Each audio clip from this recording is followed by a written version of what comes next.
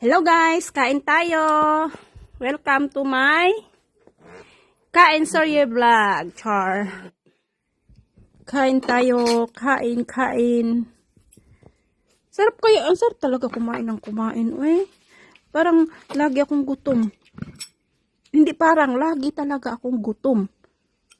Yun bang kakakain ko lang tapos mga ilang oras. Nagreklamo nga ako sa amo ko, kumain ako mga alauna ng tanghali. Tapos mga alas 5, nagutom ako, sabi ko sa amo ko, nagutom na naman ako. Sabi ng amo ko, di kumain ka. Iba kasi yung gutom ko, di ba, naramdaman nyo rin ba yan? Yung nagugutom kayo na parang kinukut-kut yung ano ninyo, yung tawag nun, yung atay. Atay ba yun? Parang kinukut-kut ba yung grabe talaga na gutom. Yung parang manginginig ka na, yung ganun.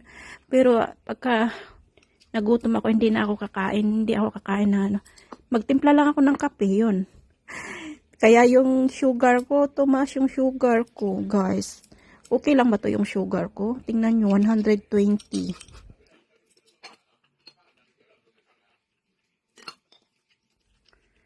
Pero yung BP ko, medyo mataas din naman.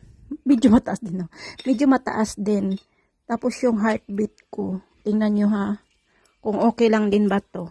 Pero dati ang taas-taas nito, umabot ng 146, ganun. Tapos kain ako ng bawang, kada ano.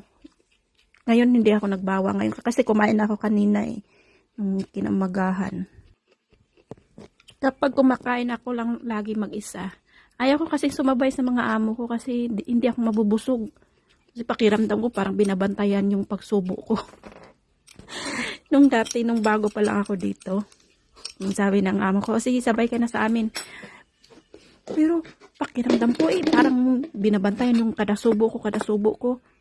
Parang 3 subo lang ata ako, nakakain ako ng 3 subo. Parang ayaw ko nang kumain. Kaya simula nun, sabi ko doon ako sa kusina, sila doon sa ano. Pero lagi silang nauuna, pinapauna ko lang muna sila.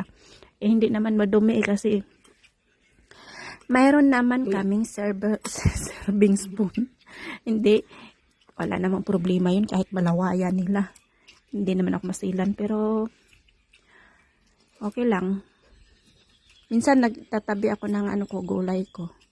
Pag konti lang kasi yung gulay niluluto ko, nagtatabi ako.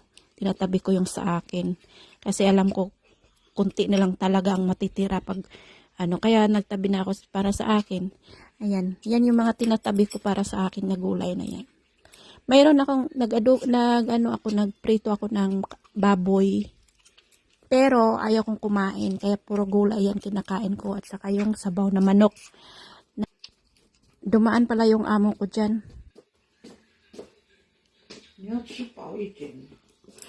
中午吃很多啊。怎么样饿了？我会为什么？是糖尿病吗？你血糖会不会高？我不知道我明天早上好了。我我中午吃很多因为我早上就很饿，我煮饭，然后中午就这样多，为什么就？你早上没吃饭吗？有啊，早上有啊。Sabi ng amo ko, kumain daw ako ng marami. Kasi para daw hindi ako magutom. Sabi ko nga ang dami kong nang nakain Pero nagugutom pa rin ako sabi ko baka mataas yung sugar ko. Sabi niya baka mataas nga. Kaya anuhin ko yung sugar ko, titingnan ko daw yung sugar ko. Yan lang guys, babush. Love you all. God bless. Babush.